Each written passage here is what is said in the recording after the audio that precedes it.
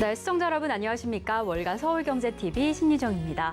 작년 말 이 오픈 AI에서 챗 GPT를 공개를 하고 이 AI 챗봇 시대에 서막이 올랐습니다. 이 챗봇이 산업 발전 전반의 기폭제가 될 수 있다라는 기대감과 함께 하지만 일각에서는 인류를 대체하지 않을까, 언젠가는 사람을 대체할 수도 있다라는 우려감이 좀 공존하고 있는 상황입니다. 그래서 이 AI 챗봇 어떠한 상황일지 많은 분들이 궁금해하실 것 같은데요. 그래서 저희가 오늘 정말 특별한 시간을 준비했습니다. 지금 AI 챗봇 그 기술력이 어디까지 올라왔는지 좀 검증을 해보려고 하는데요. 오늘 이 1시간 동안 온전히 AI를 위한 시간을 좀 준비해봤습니다. 그래서 오늘 이 특별한 시간 함께해 주실 이희대 교수님 자리에 나와 계십니다. 교수님 어서 오세요. 네, 반갑습니다. 네, 교수님 또 이렇게 만나뵙게 돼서 너무 영광입니다. 제가 영광이죠. 저희가 정말 이 챗 GPT, 오픈 AI, 이 AI 챗봇에 대한 궁금증이 정말 많은 상황입니다. 이 관심과 더불어서 하지만 이게 도대체 뭔가, 어떻게 활용해야 하는가에 대한 의구심도 좀 큰데요. 그래서 오늘 이 시간을 통해서 많은 분들이 그 호기심 좀 해결하셨으면 좋겠습니다. 그래서 저희가 이 방송을 준비할 때요, 사실 그때부터 좀 위력을 느꼈습니다. 이 구성을 하려고 할 때 이 AI로 인해서 오늘 프로그램을 만들려고 하는데 그 구성 좀 짜줘라고 좀 입력을 맞습니다. 했더니 정말 깜짝 놀랄 만큼 엄청난 구성력을 좀 보여주더라고요. 그래서 이 기술력이 정말 많이 올라왔구나. 우리가 공부를 정말 꼭 해야 하는 시점이구나라고 다시 한번 좀 느꼈습니다. 네, 맞습니다. 정말 깜짝 놀라기도 했는데 그래서 본격적으로 오늘 방송 좀 출발해 보도록 하겠습니다. 네, 우선 교수님 이 챗 GPT 주요 기술, 이 기술적인 기능에 대해서 좀 설명해 주실 수 있을까요? 네, 그 챗GPT라고 하는 말이 워낙 지금 일상화되다 보니까 이게 사실은 우리로 얘기하면 브랜드명이거든요. 그런데 요 용어를 한 번 더 좀 알아보시면 좋을 것 같은데, 그 2022년, 그러니까 작년 11월 말에 세상에 이 챗이라는 이름을 달고 이 GPT가 나왔습니다. 그러니까 이 챗은 말 그대로 여러분들 익숙한 챗봇, 채팅, 대화를 뜻하는 거고요. GPT라는 말은 말이 길기 때문에 제가 짧게 얘기드리면 아무튼 오픈 AI라고 하는 회사가 만든 라지 랭귀지 모델, 그러니까 초대형 언어 모델이라고 불리우는 인공지능, 머신러닝, 딥러닝, 인공지능의 하나의 명칭일 뿐입니다. 그리고 방금 얘기 드렸지만 그럼 이 LLM이라는 게 뭐냐? 자, 우리 인간들이, 인류가 태초 이래 지금까지 구축한 방대한 지식들 있죠. 이 지식들이 대규모의 병렬 컴퓨팅을 통해서 이 AI가 공부를 좀 했습니다. 그래서 근데 공부를 어떻게 했느냐? 언어, 글, 랭귀지, 텍스트 이 형태로 공부, 그러니까 학습을 했다고 하죠. 그래서 보통 우리가 AI 얘기하면 뒤에 러닝이 붙는 건 얘가 공부했다는 의미인데요. 자, 이 인류가 구축해온 이 지식들을, 자, 인터넷이 발달되어 있으니까 정보가 집대성이 되잖아요. 그래서 이 LLM은 인터넷에 모인 이 지식들, 우리 인간, 인류가 지금까지 가지고 있었던 행태와 문화를 글로 배운 겁니다. 쉽게 말하면 왜 사랑을 인터넷으로 배웠어요, 책으로 배웠어요, 글로 배웠어요, 이런 거라고 보시면 되는데, 사실 근데 여기까지만이라면 뭐 지식을 모아놓은 걸 우리가 들어가서 살펴볼 수 있는 거는 그 전에 포털, 검색 엔진 크게 다를 게 없죠. 근데 이 LLM이 질문을 우리가 하면 다시 글로 해준다라는 게 가장 큰 특징입니다. 글, 말로. 그러니까 이 친구가 어떻게 이렇게 됐느냐? 이 방대한 인류의 지식, 데이터를 학습하면서 이 글하고 말 사이에 맥락, 구조, 순서, 뭐 예를 들면 우리가 국어 시험 볼 때 지문을 보여주고 맨 뒤에 대명사 하나 맞춰봐라 이런 얘기 하잖아요. 뭐를 얘기하느냐. 근데 그런 것까지 다, 뉘앙스까지. 근데 이걸 말을 만들고 그렇게 재구성하는 방법이 놀랍게도 수학입니다. 그래서 하나 이상의 문장을 보여주면 이 다음에 어떤 단어가 나와서 무슨 말을 해야 될지라는 거를 수학으로 예측하는 방식이 이 LLM이고, 이걸 다시 말하고 글로 그 수학에 의해서 아주 자연스럽게 재구성을 하니까 사람들이 놀랐죠. 야, 이게 진짜 이 컴퓨터가 인간처럼 언어를 이해하고 답을 하는 건가? 그래서 놀라워하다 보니 챗GPT, 이 LLM 모델이 단숨에 인기를 끌어서 뭐 전 세계적으로 지금 이슈를 끌고 있게 된 상황입니다. 근데 참고로 이런 표현 있죠. 우리가 왜 그 앵커님도 뭐 섬유유연제로 옷 빨았냐는 얘기보다 어느 메이커를 딱 얘기하잖아요. 네. 조미료 하는 것보다 어느 메이커를 그렇죠. 얘기하고 그런 것과 비슷하게 LLM은 그 종류가 하나가 아니에요. 그러니까 우리는 하도 익숙한 게 챗GPT인데 그게 아니라 그건 오픈 AI가 만든 LLM의 하나가 GPT고 이 LLM을 만드는 회사들은 몇 군데가 좀 있습니다. 예를 들면 구글이라든지 네. 페이스북에서 이름 바꾼 메타, 뭐 아마존, 뭐 MS, 그러니까 우리가 보통 빅테크라고 불리우는 회사들 있잖아요. 빵이라고 하나요? 그런 회사들이고요. 참고로 어찌 보면 오픈 AI보다 LLM을 먼저 만든 회사인 구글의 경우는 맨 처음 첫 모델이 벌트, 그다음에 람다, 그다음에 현재는 팜인데 지금 팜의 두 번째 팜2 모델을 기반으로 챗GPT하고 유사한 구글의 바드라고 하는 챗 서비스가 나왔어요. AI로 말 왔다 갔다 하는. 근데 사람들이 잘 아시는지는 모르겠습니다. 하도 챗GPT가 먼저 사람들이 선수를 쳐가지고 이 정도가 이렇게 얘기됐고 그 다음에 이 LLM이라는 AI 모델의 기원은 사실은 구글이 먼저 2017년도에 발표한 논문인데 그 논문 이름이 무슨 로봇 영어 같긴 한데요. 트랜스포머라고 합니다.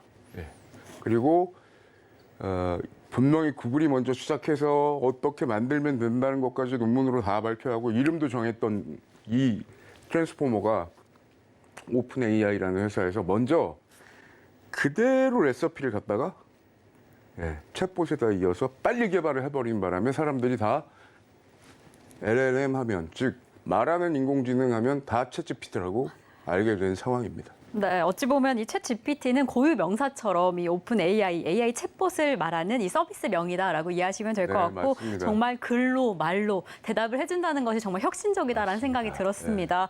이렇게 또 일단 우선 이 챗GPT의 주요 기술적인 기능에 대해서 설명을 쫙 해주셨는데 제가 아까 전에 뭐 오프닝 때도 말씀드린 것처럼 제가 이 구성을 짜는데 엄청난 도움을 받았다는 이야기를 드렸었죠. 그렇다면 이런 일상생활에서 오픈 AI가 가장 좀 크게 도움될 수 있는 분야는 어떻게 될까요? 앞서 제가 지금 방금 말씀드린 이 LLM AI 모델 이걸 저희가 자꾸 챗GPT라고 하면 한쪽으로 쏠리게 되니까 LLM AI 모델이라고 제가 얘기하고 가끔 챗GPT라는 말로 섞어서 얘기 드릴게요. 이 LLM 생성형 AI 모델은 자동차로 본다면은 일종의 엔진 역할. 그래서 우리가 보통 이 자동차 엔진을 활용해서 스포츠카, 세단, SUV, 트럭, 밴 이렇게 각기 특성을 갖춘 뭐 차종이나 혹은 뭐 브랜드 같은 거 이런 것들을 만들어내듯이 이 LLM의 생성형 AI 기반 특화, 어플리케이션 그런 서비스들은 LLM을 기반으로 다양하게 구성이 되어 있습니다. 어찌 보면 지금 보시는 것처럼 자, LLM은 오히려 엔진에 가깝고요. 거기에 대화 기능에 해당되는 유저 인터페이스가 들어간 이후로 자, 말로 해서 예를 들면 이야기를 나누고 이 LLM의 엔진 안에 있는 AI의 능력을 뽑아서 야, 이거 해줘, 저거 해줘라고 얘기할 수 있도록 만든 게 챗GPT. 그리고 말도 생성하고 이야기도 생성하고 그림도 생성하고 이미지도 생성하는 제너레이티브라는 내용으로 이걸 다 지금 보시면 되는 거고요. 그래서 결국 인프라는 GPU라고 하는 우리 뭐 CPU, GPU라고 얘기하는 거에서 그 칩인 GPU가 기반이 된다 그러면 방금 얘기 드린 엔진은 LLM, 그다음에 사람들과 편안하게 얘기할 수 있는 대화형 UI가 들어갔고 그다음 다양한 앱들이 나온 겁니다. 이 앱 안에 우리가 익숙한 건 챗GPT지만 여기 보이시는 것처럼 달리도 있고 뭐 드림 스튜디오도 있고 빙도 있고 말할 수 없을 정도로 많고 이따가 저는 이 중에서는 킬러 앱으로는 리튼이라고 하는 거를 아마 보여드리게 될 것 같습니다. 자, 이와 같은 그 AI 기반 어플리케이션이 우리 일상에 활용되면서 영향을 좀 많이 주고 있는데요. 먼저 기존의 컴퓨터 기반의 그 작업 중심으로 이루어지는 거, 즉 거의 대부분의 일이 컴퓨터인 경우들이 좀 있잖아요. 그런 일의 경우는 AI가 좀 많이 활용되고 있습니다. 그래서 그 중에서 대화형 서비스, 챗봇으로 특화된 게 챗GPT, 바드, 이따 보여드릴 리튼 같은 거고, 이미지 생성에 특화된 거는 오픈 AI가 만든 달리, 그다음에 뭐 미드저니, 스테이블 디퓨전 같은 그런 서비스들이 있고요. 비디오도 제작이 됩니다. 이미지도 생각해 보시면 24프레임이 비디오잖아요. 그래서 비디오도 인비디오, 런웨이, 카이버, DID, 제너레이티브 비디오 많습니다. 하루에도 몇십 개씩 지금 쏟아지고 있습니다. 그리고 오디오는 일종의 저것도 생성이면서 모사면서 그런 건데요. 클로바 더빙, 사운드로우, 11랩스 뭐 상당히 다양한 기능이 있어서 제가 이걸 뭐 외우는 것도 아니고 얘기 드리기 어렵지만 어쨌든 현재도 다양한 분야에서 이 LLM 생성형 AI를 기반으로 쉴 틈 없이 새로운 앱들이 개발되고 발표되고 있습니다. 자, 근데 지금 질문이 뭐였냐면 일상에서 어떻게 쓰이냐라고 얘기를 주셨잖아요. 대화형 서비스하고 오디오 생성 서비스는 얼추 딱 들어보셔도 그 전까지 우리 감정 노동에 시달리셨던 상담원 분들이나 이런 분들한테는 이게 오히려 더 나을 수도 있겠다. 그래서 고객 응대 서비스 쪽에 지금 활용이 좀 많이 되고 있습니다. 일단 당장은. 그리고 그 외에 무언가를 기획하고 구성하고 하는 이런 문서 작업 형태의 다양한 업무들도 영역이 확장 중입니다. 이번에 연말에 심지어 MS는 우리가 알고 있는 뭐 워드, 파워포인트 이런 엑셀 이런 거에다가 이걸 붙여서 말로 엑셀 만들어줘, 파워포인트 만들어줘라고 하는 게 이제 나오는데 그걸 코파일럿이라고 하고요. 자, 이미지 생성하고 비디오 제작하고 오디오 생성하고 이런 것들은 어떨까요? 당장 우리 이 안에 있는 스튜디오처럼 디자인이나 제작 등에서 지금 현재 활발하게 활용이 되고 있습니다. 그 한편 이렇게 별도로 개발된 그 킬러 앱 형태가 아니라 LLM 엔진을 쓰되 그 엔진에 있는 그 엔진을 운영하는 회사가 직접 거기에 기존의 앱을 갖다 붙이는 형태, 즉 플러그인이라고 그러죠. 그런 형태로 서비스되는 앱들도 있는데 지금 보시는 게 챗GPT 플러그인에 있는 것들인데요. 얼추만 한번 제가 설명드려보면 만약에 예를 들어 우리 앵커님이 9월 가을 맞아서 나한테 지금 3일이 있는데 한 200만 원 정도가 된단 말이지. 그러면 해외를 나갈 건데 네가 가장 좋은 옵션을 나한테 제공해서 추천해줘로 끝나면 이 플러그인이 의미가 없죠. 네.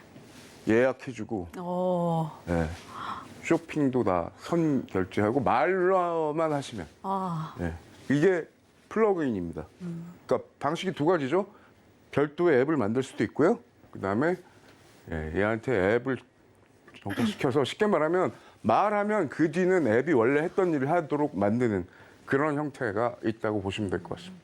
네, 이게 또 챗GPT와 같은 대화형 서비스 리튼이고요. 이제 한번 제가 말을 한번 해보도록 하겠습니다. 또 지금 시장의 규모가 어떠할까? 한번 또 질문을 한번 올려볼까요? 제가 그러면 앵커님 대신해서 방금 말씀 주신 거를 한번 뭐 약간 제가 준비했던 멘트긴 한데 한번 제가 눌러보고 이 친구가 어떻게 답을 하는지 진짜 뭐라고 할까요? 생성 중 바로 뜨네요. 네. 지금 저희가 올린 말을 막 이해하고 분석하고 있는 거겠죠. 뭐 중간에 뭐 아웃풋이라고 말 들어간 거는 별건 아니고요. 뭐 엔터 같은 겁니다. 생각보다 더 빨리 답이 나왔습니다. 와. 지금 이야기에 의하면 2021년 가트너에 따르면 현재 우리나라 돈으로는 뭐 1조 4천억, 그다음에 24년에는 2조 3천억 뭐 이렇게 얘기를 했어요. 근데 이거 얼추 들으면 우리나라 예산이 그런 500조인데 근데 요거 말고 예를 들면 여기다가 조금 더 알려줘라고 해도 되고요. 여기 나와 있는 것처럼 최근 보고서나 이런 걸 해서 성장세 예측 이유 한번 또 물어볼게요. 그러면 얘가 또 생성하고요. 사실 현재 전망 이후에 궁금했던 점이 딱 이렇게 맞습니다. 성장률이었는데 어느 정도 예측을 하고 이렇게 또 답을 준비해 준 것 같습니다. 뭐라고 또 답이 나올까? 이 챗GPT 산업 이 성장률이 어떠할까? 또 이렇게 답이 나왔습니다. 이렇게 이미 또 우리 생활에 많이 적용된 것 같아서 교수님께 챗GPT 지금 시장의 규모가 어떠한가라고 질문을 했는데 우리 리튼이 이렇게 딱 답을 해줬습니다. 지금 현재 규모뿐만 아니라 이 성장률, 미래 전망까지도 딱 예측을 해준 거 보니까 생각보다 더 똑똑하구나 생각이 드네요. 지금 답변은 아마 이제 약간 보수적인 기사를 참고한 것 같은데요. 네, 네. 최근의 기사에 의하면 뭐 더 많이. 500조 얘기가 나오고 와. 있습니다. 그리고 사실 네, 그 예. 숫자 사실 가늠이 안 되긴 하는데 500조면 엄청나구나라는 생각이 드네요. 우리나라 연간 예산이 600조니까 네. 자, 우리가 5천만이 1년간 쓸 돈을 산업화하고 있다라고 보시면 와, 정말 엄청난 거죠. 네, 그러게요. 사실 대단한 기술적으로도 너무 유용해서 많이 성장할 것 같다라고 했는데 이 정도 투자한다라고 한다면 정말 전망이 엄청난 것 같습니다. 예, 그 활용을 우리가 어떻게 하느냐에 따라 그러게요. 달라있겠지만 그래서 이 부분이 사실 제가 맨 처음부터 걱정이 된다라고 했던 게 우리 사람들이 가장 우려하는 부분이 일자리를 대체하지 않을까 그 부분이었잖아요. 네네. 그리고 이렇게 무섭게 따라온다라고 한다면 더 대비를 해야 될 것 같은데요. 우선 교수님, 지금 현재 일자리 시장에 좀 영향을 주고 있는 부분이 있을까요? 미래에는 많이 대체가 될 것 같은데 지금 현재도 이미 좀 영향을 받고 있을지가 좀 궁금합니다. 예, 사실은 앞서서 설명드렸던 그 AI 기반 서비스 중에서 당장은 그 대화형 서비스하고 오디오 생성 서비스는 뭐 말씀드린 대로 전화 응대나 뭐 이런 거 고객 서비스 분야에 활용되고 있다고 얘기를 드렸는데 이 부분은 생각해봐도 대체가 좀 빠를 거라고 예상이 일단 들고요. 네. 예, 그리고 얘가 잘하는 거, 그 LLM이 잘하는 게 아까 글을 만들어내고 글 간의 뭐 맥락 뭐 이런 것들 잘 안다 그랬잖아요. 그래서 기획이나 구성처럼 우리가 보통 그 전에 컴퓨터를 통해서 문서 작업 형태로 했던 업무 영역 있잖아요. 떠올리시면 어떤 게 있을까요? 작가. 네, 작가님. 그다음에 카피라이터. 광고 문구를 제작하는. 자, 그러면 이분들 계속 얘기 드릴게요. 네. 일단 우리가 요새 직업 얘기 나오면 약간 그런 게 맞아요. 있는데, 그다음에 아까 이미지 생성하고 비디오도 제작해 준다고 그랬고 오디오도 생성한다 그랬잖아요.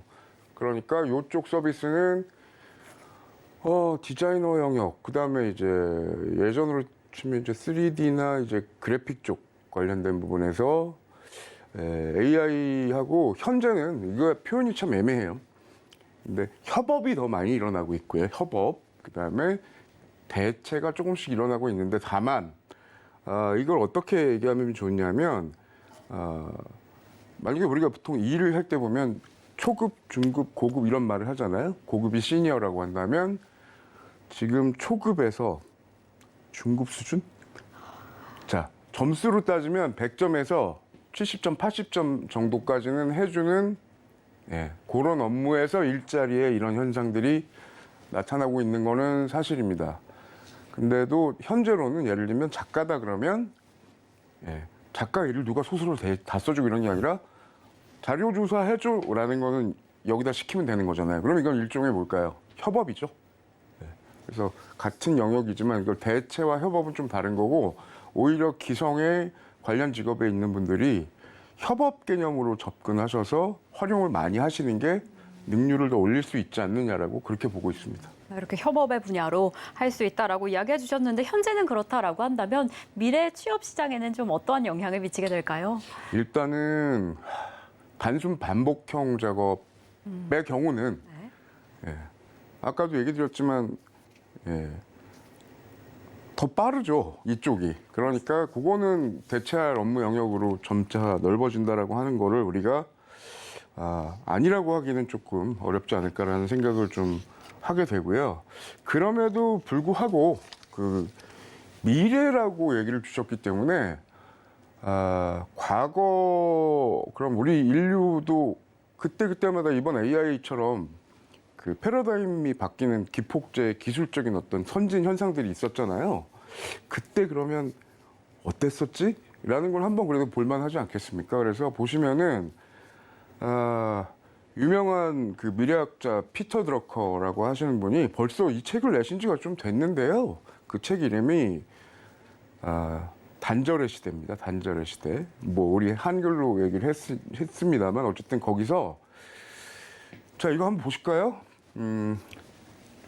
전기가 도입됐었을 때, 그러니까 전기가 되기 전에 에너지원은 뭐였는지 증기기관이었잖아요. 증기기관이었었을 때, 그 다음에 이제 원자력, 그 다음에 뭐 우주 산업, 그 다음에 IT 산업 이런 식인데 자세히 보시면 뭔가 약간 특징이 하나가 있죠. 그분의 내용은 이겁니다. 인류가 한번 바뀔 정도의 큰 기술적 변혁이 있고 나면 그걸 예를 들면 우리가 지금 AI가 막 세상을 바꿀 거야 막 이런 거 엄청 걱정하죠. 근데 그 새롭게 나온 그 기술이 우리 일상에 적용되기까지 걸리는 시간을 약 10년 정도로 보고 있습니다. 그래서 보시면 그때마다 한번 밑으로 내려갔다가 다시 올라오죠. 그러니까 이때는 핵 개발은 됐지만 전기 관련된 건 일상이 된 거고 이쪽에서 역시 원자력이 됐다가 이렇게 보이면 이때쯤 되면 원자력은 다 일상화가 되고 그다음에 달 착륙까지 가고 이런 식이라고 보시면 됩니다. IT 혁명이 지금 딱 그 상황이거든요. IT가 2000년도 때 우리가 인터넷 개발되고 했지만 지금 처음에는 우리가 되게 낯설었었어요. 그러다가 지금은 누구나 다 쓰고 모바일 혁명까지 왔잖아요. 자, AI가 이 보이지 않는 곡선으로 한 번 더 올라가겠죠? 근데 올라갔다가 내리막이 아니고요. 우리 일상의 모든 시스템에 자연스럽게 다 녹아들려면 많은 게 바뀌어야 되잖아요. 근데 그 사이에 그럼 일자리가 갑자기 없어지지는 않을 것 같다. 만약 그 LLM이 아나운서라는 업무에 영향을 준다고 그래도 10년은 걸린다.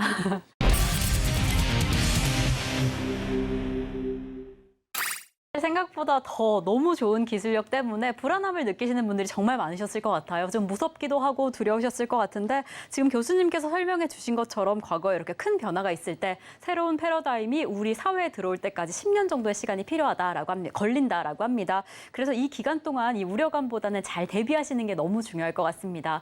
그래서 이렇게 저희와 함께 교수님의 이야기를 잘 들으면서 공부도 잘 해보시고 어떻게 대비하면 또 내가 AI를 이길 수 있지 않을까, 함께 협력할 수 있을까 그 점을 좀 고민해 보시면 좋을 것 같습니다. 다만 네. 그 10년 사이에 네. 활용 능력을 갖추지 못한다고 하면 그 열심히. 10년 후에는 정말 따라잡기 어려운 네. 상황이 되는 거죠. 네, 그렇죠. 제가 이 얘기를 드리는 것 중에 그냥 간단한 예를 하나 들어볼까요? 아, 우리 할머니, 할아버지들 네. 스마트폰 잘 못 쓰시죠? 그렇죠. 그분들은 지금 와. 슬프게도 손주가 우리 집에 놀러 와도요. 오후 4시 이후에는 용돈을 못 주세요. 은행이 문 닫잖아요. 그래서 와. 뱅킹 못 맞아요. 하시니까. 네, 네. 주말에 아이들이 놀러 와도 용돈도 못 주세요. 그렇죠. 같은 시대를 살고 있는데 은행이 만들어진 게 뭐 200년, 300년 됐다 치면 네. 저희하고 격차가 100년 나는 거예요. 같은 시대에 100년. 살면서. 네. 근데 방금 말씀드렸죠. 그 10년 후까지 저희가 그 능력을 좀 못 챙기면 정말 걱정됩니다. 10년이 아니라 진짜 100년 도태될 수 있는 거니까 이렇게 삶이 윤택해지고 있는데 오히려 더 후퇴할 수 있겠다는 생각이 듭니다. 정말 최근에 키오스크 때문에 너무 편리한데 어른들이 주문을 못 하신다라고 하더라고요. 그래서 저희가 이 주어진 시간, 기회 같은 10년 동안에 정말 빨리 따라가야겠다는 생각이 듭니다. 네, 그럼 저희가 또 이 AI 챗봇 시대에 대해서 조금 더 알아보도록 하겠습니다. 아까 교수님께서 잠시 이 기업들을 좀 설명해 주셨습니다. 챗 GPT를 개발한 회사는 오픈 AI고 또 AI 관련해 좀 개발하는 기업들에 대해서 이야기를 해주셨는데요. 지금 이렇게 AI 챗봇 산업을 주도하고 있는 주요 기업들은 좀 어떻게 되고 있는지 궁금합니다. 어떤 기업들이 이 시장에 좀 뛰어들어 있을까요? 자, 우리가 AI라는 표현을 쓰고 LLM이라는 표현을 써도 네. 범위가 워낙 넓으니까 하나하나 다 얘기 드리기는 어렵지만 제가 단계적으로 처음에는 이 LLM과 관련된 부분 그리고 아까 잠깐 얘기 드렸던 것처럼 관련된 앱 관련된 그런 회사들 이런 식으로 하나하나 제가 설명드릴게요. 그러면 그 LLM이라고 하는 초고대 언어 모델을 만들 수 있는 회사는 빅테크 기업밖에 없어요. 왜 그러냐면 아까도 얘기 드렸지만 엄청나게 많은 양의 공부를 시켜야 되고 많은 컴퓨터로 이 시스템을 만들어야 되고 그리고 그걸 운영하려면 뭐가 될까요? 전기세. 그 돈 들어야 돼요. 이거 아무나 할 수가 없는 겁니다. 그래서 빅테크들이 한다. 그리고 또 하나 이들의 또 특징은 뭐죠?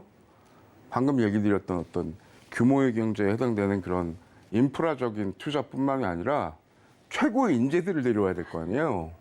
예, 이거 다 뭐 쉽게 말하면 돈이죠. 그래서 이쪽 부분만큼들은 다시 또 현재의 인터넷 모바일 시장과 같이 빅테크들의 위너 테이크스 올. 그러니까 이쪽도 그거를 알고 있으니까 현재도 그렇잖아요. 예를 들면 MS가 마이크로소프트가 하나 이슈가 뭐가 있었죠? 모바일 시대에 못 들어오는 바람에 예, 구글하고 예, 또 한 군데 애플한테 모바일 생태계를 뺏겼잖아요. 네. 마치 그런 것처럼.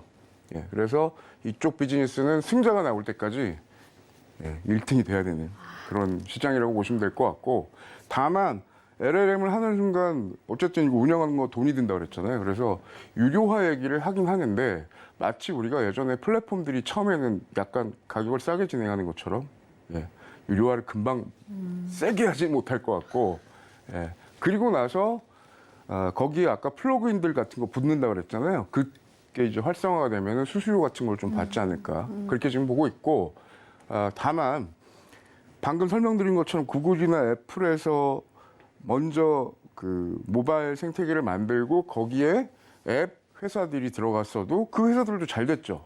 예를 들면 카카오톡, 배민, 쿠팡 앱 회사일 뿐이에요. 근데 OS를 만들지 않았지만 그 이상 잘 되고 있지 않습니까? 그러면 이 LLM을 만드는 회사들의 경쟁도 중요하지만 실제로는 그 앱, 킬러 앱을 어떻게 만들 거냐, 혹은 거기에 플러그인을 어떻게 만들 거냐라는 그 상용화 앱들의 전쟁도 중요하고, 그러다 보니까 비즈니스 모델도 어떤 게 될지 모르죠. 쿠팡 모델 다르고 배민 다르고 다 다르잖아요. 그 부분은 아직도 무궁무진할 걸로 보이고요. 자, 하드웨어 얘기는 좀 하고 싶은데, 그 AI 컴퓨터가 증대되면 증대될수록 AI 학습 공부를 잘하는 칩이 따로 있어요. 우리 인텔에서 만드는 CPU가 아니라 엔비디아가 만든 GPU인데요. 이 GPU는 AI가 공부를 해야 하면 할수록 계속 소요가 있습니다. 그래서 이쪽이 계속 잘 될 것 같고, 또 하나는 이 GPU로 AI 학습할 때 D램이 소요가 좀 많이 됩니다. CPU보다. 그러다 보니 D램하면 생각나는 데가 어디죠? 전 세계 70% 만드는데 삼성전자, 하이닉스. 잘 아실 겁니다. 그래서 요런, 그러니까 렌즈를 AI라는 걸로만 저한테 물어보셨으니까, 저는 제가 뭐 그래서 이 주식 이런 거 전 전문가도 아니고, 하지만 산업적으로 호조가 좀 예상이 됩니다. 이렇게 지금 오픈 AI 챗봇에 뛰어들어 있는, 그리고 주도하고 있는 주요 기업들에 대해서 좀 이야기를 해주셨습니다. 그리고 이뿐만 아니라 지금 비즈니스 전략과 지금 모델에 대해서 좀 이야기를 해주셨는데요. 그럼 저희가 이 AI 챗봇 지금 주요 추세와 기술적인 혁신에 대해서 좀 알아보면 좋을 것 같습니다. 지금 사실 가장 궁금한 점은 이런 변화들이 주식시장을 어떻게 바꿀 것인가, 어떤 전략을 이어가야 할 것인가, 그 부분일 것 같은데, 우선 좀 주요 추세와 이 산업의 기술적인 혁신이 좀 어떻게 될까요? 거듭 얘기 드리지만 저는 경제방송에 나오긴 했으나 그렇죠. 이쪽 전문가는 아니고요. 그 커뮤니케이션 학자로서 얘기를 드리도록 하겠습니다. 그러니까 이 챗GPT, 즉 이 LLM 기반의 생성 AI에서 가장 중요한 기술적인 패러다임의 변화는, 자, 그 전에 왜 우리가 저분 개발자야, 공대 출신이야, 이런 얘기하면 그분들 항상 머릿속에 떠오르는 게 PC 바로 앞에서 우리는 모르는 걸로 막 치고 계시죠. 코딩하고 계시죠. 자, 그렇게 컴퓨터하고 일부 전문가만 알고 있는 그 형태의 커뮤니케이션에 들어가는 언어를 기계어라고 합니다. 기계어. 반대급부로 우리가 직접 이렇게 말씀 나누는 것 같은 걸 뭐라고 하죠? 자연어. 우리 말, 우리 이야기, 우리 글이죠. 자, 이 사람의 말로 기계, 컴퓨터하고 커뮤니케이션이 됐다라는 게, 이게 이 LLM의 가장 큰 변화의 기폭제입니다. 자, 뭐 아까도 잠깐 말씀드렸지만 이게 무슨 얘기냐면 우리 말귀 알아듣는다는 거예요. 기계가. 그러니 놀라운 시대를 맞은 건데, 뭐 잠시 얘기 드렸지만 AI한테 너 뭐뭐뭐뭐 해줘. 예를 들면 개발자만 했던 코딩을 해줘. 엑셀 잘 만드시고 잘 하시는 분들한테 얘기하는 것 좀 계산해줘. 번역해줘. 뭐 해줘. 다 돼줘. 영화 아까도 말씀드렸던 딱 아이언맨의 우리가 그 잘 쓰고 있는 자비스, 딱 그 모양새인데, 우리가 말을 하면 기획도 하고 글도 써주고 그림도 그리고 동영상도 만들고 전화도 받고 작곡도 하고 예약도 해주고 결제도 해줍니다.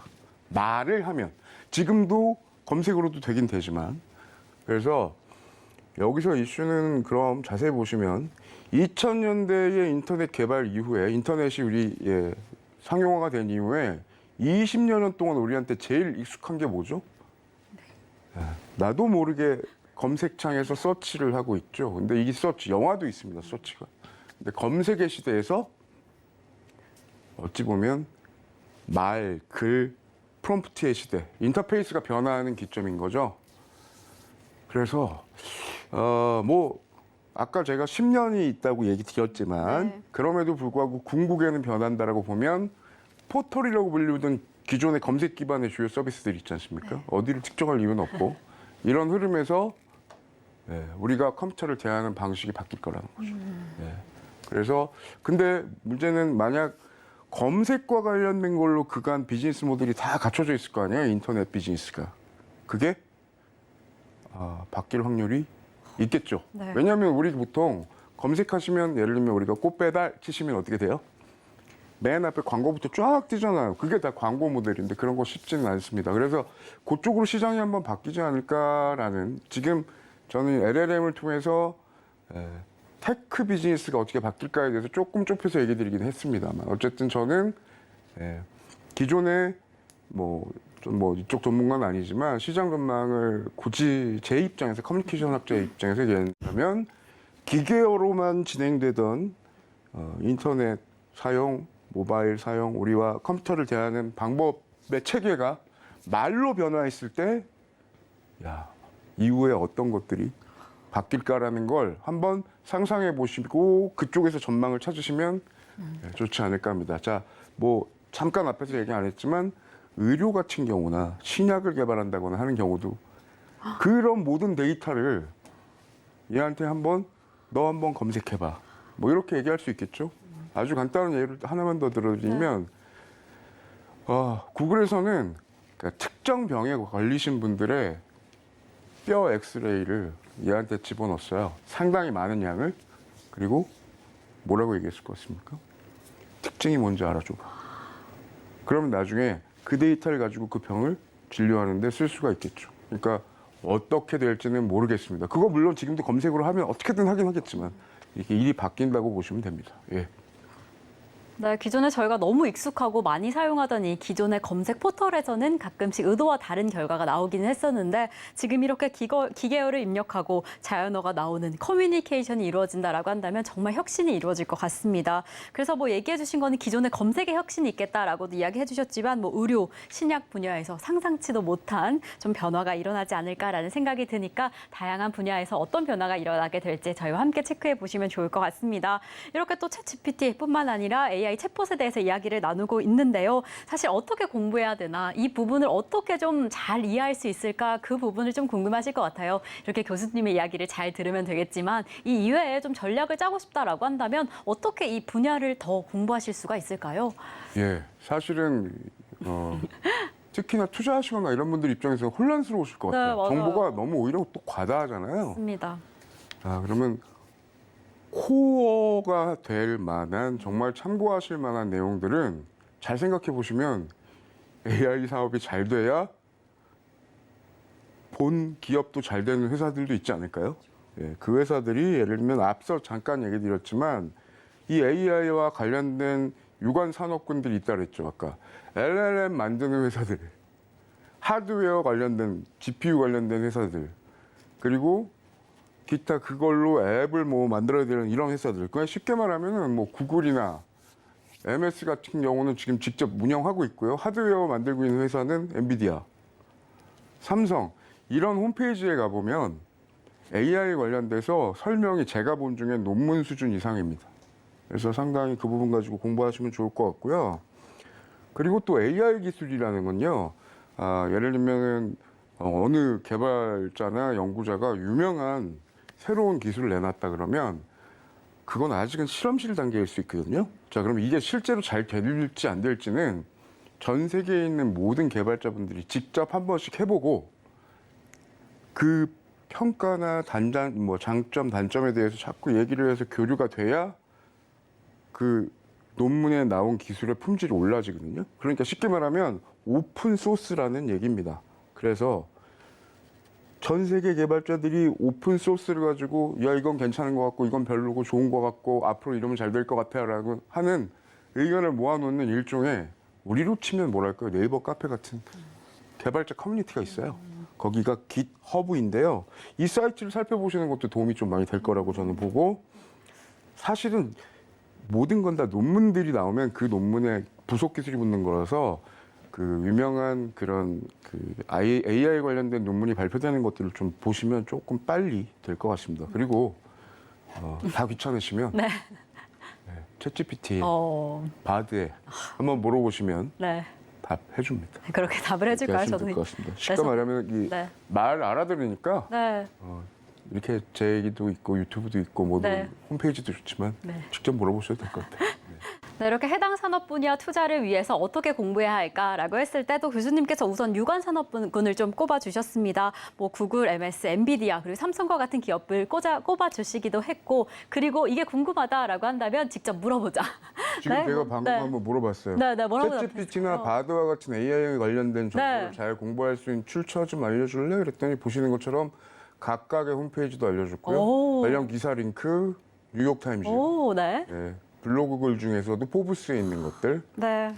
이런 식으로 물어보시면 됩니다. 네, 이렇게 어떻게 공부해야 할까 궁금하다라고 한다면 챗 GPT에게 오픈 챗봇에게 물어보면 이렇게 답을 해준다라고 합니다. 그래서 앞으로 어떤 전략 이어가야 할까 고민이 된다라고 한다면 또 직접 바로 물어보시면 될 것 같고요. 이렇게 또 이 해답으로 열심히 또 공부하면 될 것 같아요. 그래서 저희가 좀 지켜보니까 혹시 이 부분이 예술적인 부분, 창의적인 부분은 좀 결여되지 않을까라는 의구심은 좀 듭니다. 그래서 이 AI 기술에 따라서 챗 GPT의 창의성을 향상시킬 수 있을까? 혹시 그렇게 창의성이 향상된다라고 한다면 예술 분야, 문화 분야에도 좀 영향을 끼치지 않을까라는 생각이 드는데요. 이 부분은 좀 어떨까요, 교수님? 사실은 이미 종사하시고 계신 분들도 네. 있고 그렇기 참 때문에 말하기 조심스럽죠. 네. 조심스러운데 제가 이렇게 얘기 드리면 네. 좋을 것 같아요. 자, 앞서 얘기 드렸지만 우리 인류, 사람들이 쌓아온 지식의 지식의 보고에 이제 접근을 이 챗GPT나 바드나 LLM이 할 수 있게 된 것이죠. 그리고 우리가 말을 했더니 그걸 다시 말로 대답을 해주니까 좀 놀라고 있는 게 우리의 현실인데, 자, 잘 생각해 보시면 세 단계로 한번 보시면 될 것 같아요. 방금 말씀드린 게 지식입니다. 지식. 인류가 쌓아온 지식. 그 다음. 근데 마치 생각해서 얘기하는 것 같으니까 우리가 놀라는 부분이 지성, 집단 지성 부분으로 우리가 보여지죠. 자, 그런데 방금 얘기해 주신 그 아트라든지 창조라든지 기타 뭐 여러 가지 영역에서의 그 다음 단계는 이 컴퓨터 안에서만 이루어질 수가 없잖아요. 일상으로 다시 가져와야 되는데 그 부분에 필요한 게 지혜. 그게 우리 사람이 할 일이죠. 네. 그게 인간의 몫입니다. 그래서 실생활이나 문화, 예술 등으로 불릴 이 창조 영역은 이 AI를 더 창조적으로 사용할 사람, 인간의 능력에 달려 있는 겁니다. 다시 한번 강조드리지만 얘는 지식의 창고고 약간 그걸 지성 있는 듯이 말을 할 수 있는 것까지 발달한 거고, 사실 우리가 뭐 예술이나 문화, 일상에다가 다시 적용시키려면 지혜는 우리가 발휘하는 겁니다.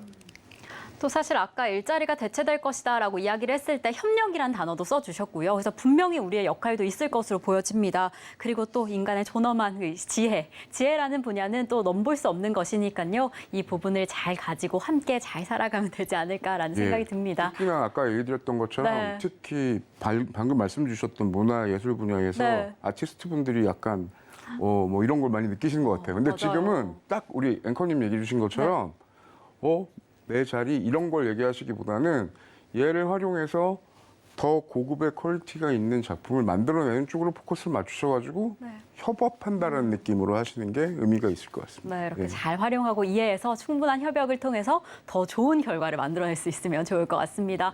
이렇게 정말 긍정적인 영향도 많고 어찌 보면 부정적인 영향도 분명히 있을 텐데요. 이 부분은 지금 어떠한 상황일지 좀 궁금합니다. 그리고 해당 분야에 대해서 분명한 규제가 좀 필요할 것 같은데 이 규제 분야에서도 어느 정도 좀 진행된 게 있을까요? 이것도 네, 참 예민한 부분이죠. 저희가 지금 시간이 짧은 상황에서 지금 엄청난 질문들을 주시고 계신데 그 LLM, 이 생성형 AI 서비스들을 자세히 보시면 뭐 아까도 계속 얘기 드렸지만 그 버튼을 한번 나중에 보세요. 이 서비스들 앱을 보시면요. 우리는 보통 검색이란 버튼 눌렀죠. 그간. 그게 서치 버튼이죠. 네. 근데 자세히 보시면 다 옆에 제너레이티브라는 generate라는 검색이 아닌 뭐가 들어간다? 생성이라는 게 들어가죠. 생성이 들어가는 버튼이라는 건 결국은 뭐냐?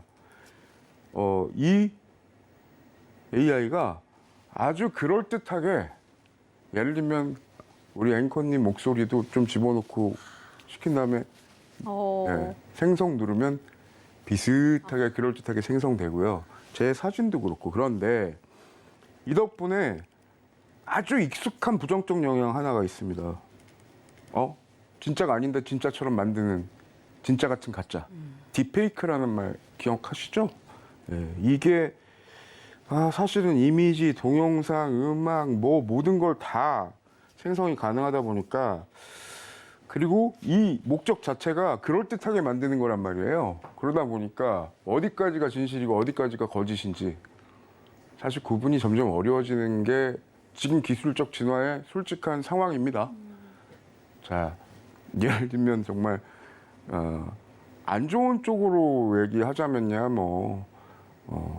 정말 안 좋은 그림으로 정치적으로도 쓸 수 있고 가짜 뉴스도 있을 수 있고 뭐 음란 동영상 같은 것도 만들고 그러잖아요. 있지도 않은 거 가지고. 그러니까 얘기하자면 한두 끝도 없고요. 그 딥페이크랑 관련된 부분은 유명한 그림이죠. 이 그림.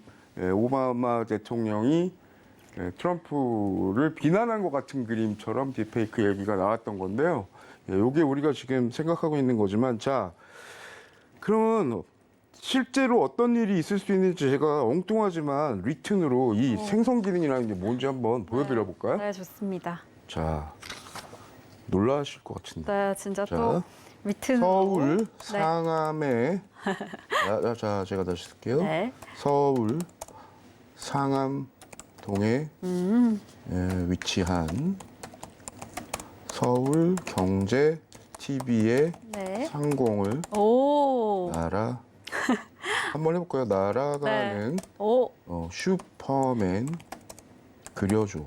오, 이게 어떤 모습이 나올까요? 사실 저도 약간 상상이 안 되는데 서울경제TV의 상공을 날아가는 슈퍼맨의 이미지를 어떻게 그려줄지. 일단 그려준다라는 것 자체도 좀 놀랐어요. 네, 그러게요. 그려줄지도 걱정되시고. 아, 네. 볼까요? 오, 이미지를 약간 합성을 한 건가요? 네, 약간 그렇게 보시면 맞고요. 어쨌든 오. 자, 아까도 계속 얘기 드리지만 말을 알아듣는 진짜, 거죠. 네. 여기 네, 약간 약간, 경제 같은, 네, 네. 경제 이미지와 얘가 또 슈퍼맨의 이미지를 알아서 잘 조합해가지고 네, 네, 네, 그림을 그려줬네요, 정말로. 그러니까 네. 지금은 제가 이거 잠깐 이제 예를 보여드리려고 네. 앞에 특정된 멘트를 별로 안 썼죠. 근데 그쵸? 디테일하게 썼다고 한번 생각해 보실까요? 쓰면 쓸수록 더. 예를 들면 정교한 상암동 그림을. 위로 날아가는 슈퍼맨 영화 1의 크리스토퍼 리브 얼굴에 뭐를 어떻게 하고 마치 사진 소니 렌즈로 찍은 것처럼 해줘라고 하면 사진으로 나옵니다. 와, 그렇게 또 정교하게 할 수 있군요. 사실 이렇게 보면 아까 딥페이크처럼 좀 부정적인 영향에 대해서 좀 우려는 했지만 이렇게 보면 어떻게 활용할 수 있을까 좀 생각해 보는 것도 아주 중요할 것 같아요. 네, 근데 아무튼 이건 기능의 문제가 아니고 네, 네. 사실은 어떻게 활용하는 사람의 문제죠. 그렇죠. 네. 예를 들면은 보이스피싱 아까 얘기 드렸던 음란 영상 이거 다 됩니다. 네. 그런데 이런 철학에 항상 이런 문제가 있죠. 총이 사람을 쏘는지 아니면 사람이 총으로 총을 쏘는 건지 이 두 가지는 문제가 있어요. 그래서 기술 발달 자체를 뭐라고 하기는 어려운 부분입니다. 그래서 법 제안은 사실 이거 따라오기가 좀 시간이 걸릴 것 같고 그래서 윤리적 이슈는 두 가지 측면인데 하나는 규약인데요. 자, 이 선은 넘지 말자 같은 거. 그런 거가 하나 필요할 것 같은데 예를 들면 이거 너무 이상적인 거 아니야라고 하실 수 있지만 자, 유전자 조작 같은 경우에 사람은 안 건드린다라는 그 규약이 지금도 잘 지켜지고 있죠. 과학자들 사이에서 충분히 할 수 있다라고 보는 부분이고요. 하지만 더 저는 이슈는 뭐라고 보냐면 AI 혹은 IT 전반적으로 소외된 분들 아까 제가 잠깐 은행 이용 얘기 드렸지만 하다못해 음식점에서 키오스크 다루는 것도 어려우신 분들이 지금 AI 시대까지 지나간 그 10년 후에 어떻게 할까요? 그래서 이 부분을 보통 리터러시라는 표현을 쓰는데요. AI 리터러시 이 부분 분명히 이 기술적 소외해야 되는 부분 해결해야 되는 게 윤리에서 가장 먼저 챙겨야 될 부분이라고 저는 그렇게 생각합니다. 네, 정말 이 부정적인 영역 이 부분에 대해서는 우려가 되고 걱정도 되긴 하지만 이 역시나 우리가 좀 대비를 해야 할 영역이다라는 생각이 듭니다. 교수님, 저희가 또 시간이 이렇게 흘러간지 몰랐는데 벌써 50분이라는 시간이 흘러갔습니다. 네, 빠릅니다. 혹시 교수님 마지막으로 한마디 해주고 싶은 말씀 있으실까요? 네, 아니 네. 말씀드렸던 것처럼 네, 좋다 싫다의 문제보다는 그렇죠.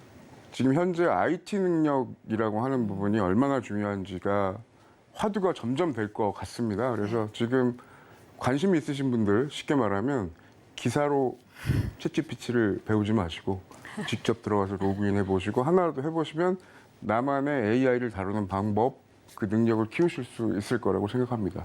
감사합니다.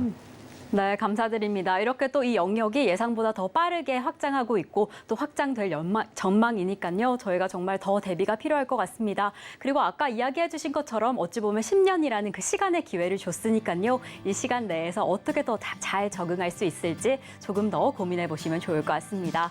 저희가 방송 중에 준비한 소식은 여기까지입니다. 저희는 다음 이 시간에 더 알찬 정보로 함께하겠습니다. 오늘도 시청해 주신 여러분 고맙습니다.